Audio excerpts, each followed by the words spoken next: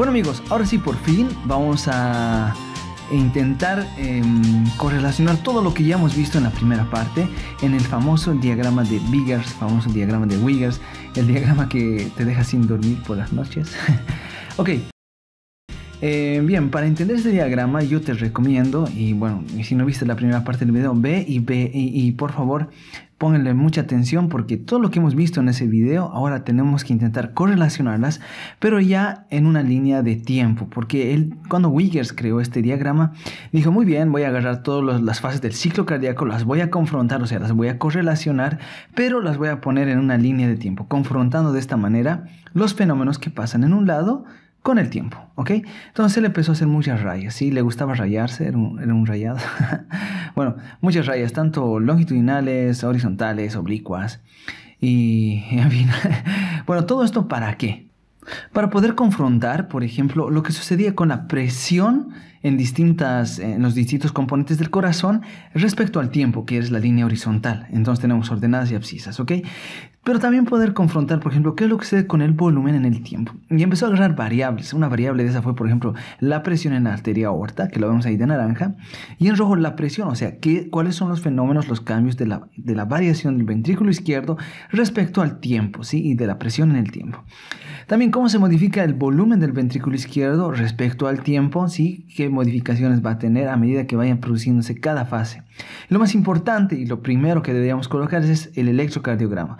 ¿Qué fenómenos cardíacos suceden antes de que se produzcan los fenómenos mecánicos? Y finalmente el fonocardiograma para entender cómo se producen los ruidos, ¿sí? Y las ondas del pulso venoso yugular. ¿Ok? Entonces, agarrando todas estas variables, Wiggers digo, bien, entonces vamos a colocar que cada franja de este esquema sea una fase del ciclo cardíaco. Y habíamos indicado que el ciclo cardíaco nosotros podemos comenzarlos de cualquier parte, o sea, de cualquier lugar. Y en este caso nosotros vamos a comenzar desde la contracción isovolumétrica. ¿Qué quiere decir? Que el corazón está listo y empieza a contraerse, ya comenzando la sístole, ¿sí? Previamente a esto se ha terminado de llenar por completo, tenemos la aurícula que se ha contraído, etc. Estamos listos entonces para que el corazón se contraiga, ¿sí? Entonces, si tú te acuerdas, tenemos esta imagen donde habíamos visto que justamente aumenta la contracción intraventricular, haciendo que la presión, la contracción ventricular de la pared, haciendo que la presión intraventricular, ahora sí, aumente, obligando a cerrar las válvulas auriculoventriculares. Bien, un consejo de conejo es que te estudies este diagrama de arriba para abajo, tratando de correlacionar qué sucede en cada fase, ¿ok? Bueno, como su nombre lo dice, es fase de contracción isovolumétrica. Por lo tanto, el volumen al final de la diástole, ¿sí? Antes de contraerse, es 130 ml. Y fíjate, ese volumen se mantiene ahí y nosotros lo conocemos como volumen telediastólico, ¿ok? Bueno, ¿qué pasa con la presión? La presión empieza a subir en el ventrículo, obviamente porque las paredes se contraen, y al contraerse aumenta la presión y se cierran unas válvulas, se llaman válvulas auriculoventriculares, lo que nos va a producir el primer ruido, ¿sí? Bien, entonces la presión sigue subiendo, pero nunca llega a 80. Siempre y cuando se mantenga menor a 80, simplemente va a aumentar la presión, el volumen se va a mantener sin salida del volumen. ¿Ok? Bueno, y lo más importante, nos olvidamos, y digamos que era lo primero, la activación eléctrica. El QRS, que nos da primero la activación eléctrica para la activación mecánica. ¿Ok? Y finalmente, en esta fase, nosotros encontramos que el fonocardiograma, porque se cierran las válvulas auriculoventriculares. ¿Ok? Y esa es la formación del primer ruido, el famoso loop. ¿Sí? Ok, ahora pasamos de la fase de contracción isovolumétrica a la fase de, viste ahí, la presión de la aorta se mantiene. Ahora sí, por fin, pasamos de esa fase de contracción isovolumétrica sin modificación del volumen, ahora sí a modificar el volumen, a que salga el volumen, a que sea eyectada. Por eso le llamamos fase de eyección, ¿ok? Bueno, y en la fase de eyección, como vemos acá en la imagen, nuevamente partimos de la imagen que ya vimos en la primera parte. ¿Qué sucedía acá? El acortamiento ventricular de la fibra miocárdica es tan importante que hace que se abran las válvulas aórtica y pulmonar, haciendo que el volumen que estaba en el ventrículo salga ahora a las arterias. ¿Ok? Bien, ahora entonces esto nosotros ¿cómo lo vamos a dibujar? Vamos a dividir esta fase en 3 pequeñas subfases todavía en el tiempo, ¿sí?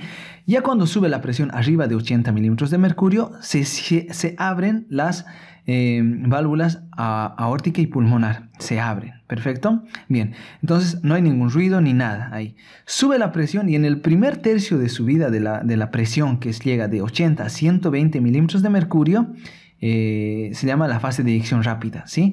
Entonces es un pico muy rápido y es muy importante porque aquí se puede eyectar el 70% de la sístole y lo demás es la fase de eyección reducida, ¿sí? Donde la presión va a empezar a bajar, ¿ok? Bueno, entonces antes de la diástole también tenemos un periodo que se llama de protodiástole. Bien, espero que esa parte esté clara, ¿ok? Muy bien, ahora mientras tanto, ¿qué va a pasar abajo con el volumen? El volumen, obviamente, como ha sido eyectado, fíjate cómo se vacía por completo el ventrículo.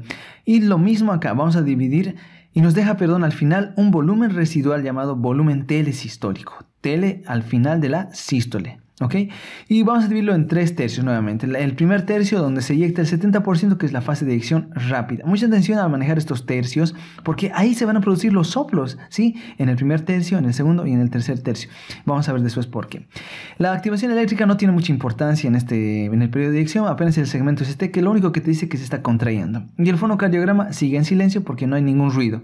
Si hay algún ruido, sería un soplo que podría entrar en esa parte. Muy bien, ya vimos la fase de contracción isovolumétrica, ya vimos el periodo de eyección y ahora sí nos toca ver la fase, la siguiente. Ahorita vimos, perdón, la sístole. Ahora nos toca ver la diástole y la diástole comienza con la relajación isovolumétrica. ¿Ok? Entonces vemos que las paredes se distienden, nuevamente que hay una retracción elástica de la aorta que ha recibido un gran volumen, ¿sí? De sangre y ahora se retrae. Bien, entonces eso nosotros ¿cómo lo vamos a poder ver en el esquema de Biggers, en este esquema? Primero vemos que ahora sí, la activación eléctrica, la onda T, ¿sí? Que nos da la diástole eléctrica, inicia el proceso de repolarización cardíaca. Por lo tanto, la fibra cardíaca empieza a distenderse, a relajarse. Muy bien, y algo que nosotros vamos a tomar en cuenta en la relajación isovolumétrica es justamente lo siguiente. Fíjate, tenemos que la relajación solamente va a caer la presión arterial. El volumen, como ves ahí, se va a mantener, ¿sí? El volumen telesistólico se mantiene porque es isovolumétrico, ¿sí?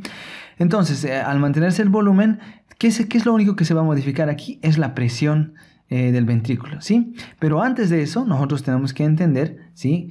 ¿Qué es lo que sucede con la presión de la aorta? Fíjate que la aorta en el periodo de eyección acompañó a la eyección del ventrículo y nos dio un pico alto de 120 y ya vimos cómo se forma la presión de la presión arterial, sistólica y diastólica. ¿Ok? Bien. Cuando la presión empieza a caer, ahora sí, para entenderlo, se cierran las válvulas aórtica y pulmonar. Ese es el cierre. Y la presión empieza a bajar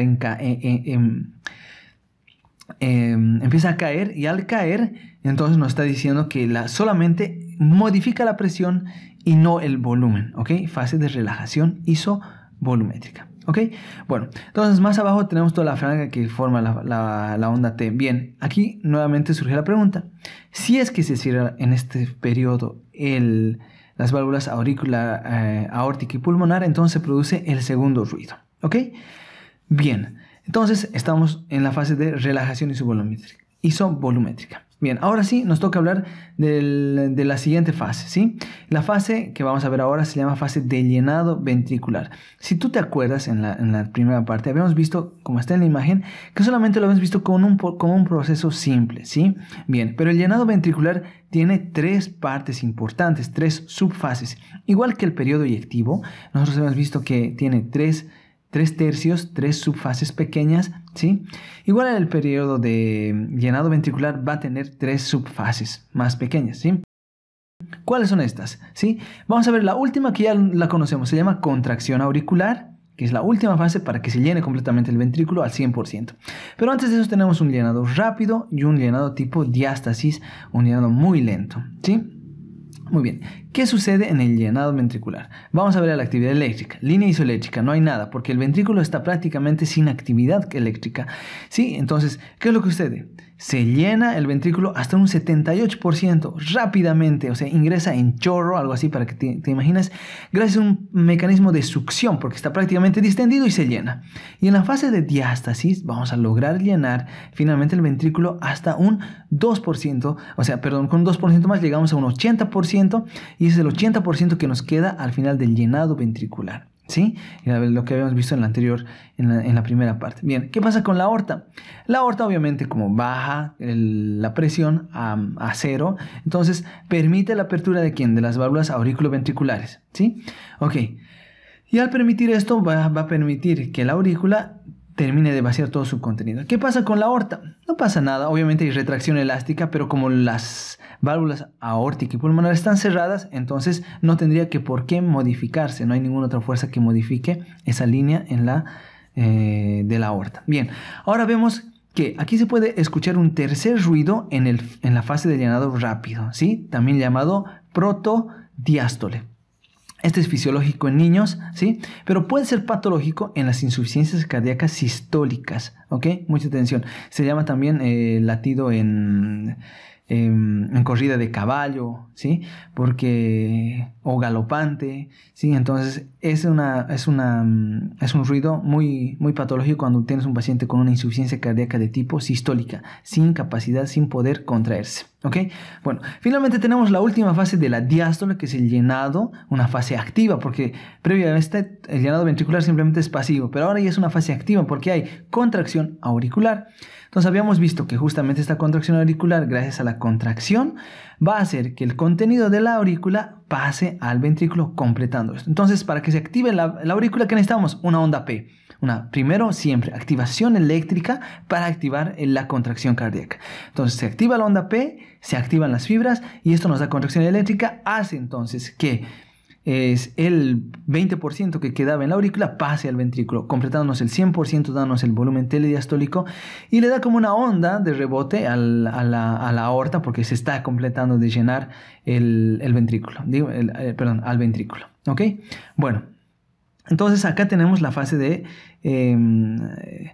llenado de contracción auricular y ahí puede producirse un cuarto ruido que definitivamente sí es patológico en la protomesotelediástole, ¿sí? Un ruido que puede escucharse que es correspondiente a la insuficiencia cardíaca diastólica, ¿ok? Bueno, porque no puede distenderse, se está fallando la distensión, entonces la aurícula contribuye demasiado. Bien, ahora lo vemos de manera rápida. Contracción eléctrica y repolarización y despolarización. Muy bien, si eso sucede con la activación eléctrica, entonces tenemos la contracción isovolumétrica, el periodo activo. Fíjense cómo se aumenta en la contracción isovolumétrica, la presión se dispara gracias a la activación cardíaca, se dispara, llega el periodo deyectivo y nuevamente el periodo de relajación isovolumétrica. Bien, cierre de aurículas, cierre de válvulas, apertura de válvulas, cierre y nuevamente apertura para completar todo el ciclo. La aorta acompaña esto haciendo una presión arterial de 120/80, ¿sí? La cual va a acompañar la curva. ¿Qué pasa ahora con el volumen? El volumen ingresa con una contracción, se vacía y nuevamente se vuelve a llenar, completando el ciclo. El fonocardiograma, ¿qué nos dice? Nos dice primer ruido y segundo ruido, ¿ok? Bueno, hasta aquí, amigos, espero que les quede muy claro. Bien, ahora nosotros vamos a estudiar cómo se forman las ondas del pulso yugular, ¿sí? Esas ondas del pulso yugular es muy importante que nosotros lo sepamos porque nos va a ayudar a entender. La primera onda de contracción auricular es la onda A. En la onda de contracción ventricular es la onda C, ¿sí? Ahí vemos la onda C. Y finalmente tenemos un valle que va a ser la onda X. Luego tenemos la onda V, ¿sí? De cuando se llenan los ventrículos, ¿sí? De llenado ventricular. Y nuevamente se repite el ciclo A, C y B. A, C y B, ¿ok? Bueno, y ahora tenemos que terminar de ver los soplos, ¿sí? Bien, esos tercios que habíamos dividido, nosotros escuchamos el corazón, lup, tup, y habíamos dividido los tercios tanto en la fase de eyección y en la sístole y en la diástole. En la fase de eyección, si nosotros dividimos un tercio y otro tercio, podemos llamarle proto, meso y telesístole. Los soplos pueden ubicarse en estos lugares y eso ya nos va a empezar a dar diagnóstico. Puede ser un soplo protosistólico, mesosistólico o telesistólico, dependerá de qué válvula está afectada. Y lo mismo en la diástole, podemos encontrar un soplo proto, meso y telediastólico, y a la hora de hacer diagnóstico, a la hora de enfrentarnos a un paciente que tenga estas características, podemos llamar a los soplos de esta naturaleza. ¿Ok? Bueno amigos, esto ha sido el video. Pregunta: ¿qué cosas recomiendan ustedes para no dormir? O sea, es que tienen que dormir, obviamente descansar sus neuronas y todo eso. Pero bueno, cuando tienes que estudiar mucho, ¿qué cosas haces para mantenerte despierto? Ahí está, para mantenerte despierto. ¿Ok? Bueno amigos, ahí les dejo la bibliografía. Ha sido un gusto y bueno, compártanlo. Esto ha sido todo. Chao, chao, chao. Chao.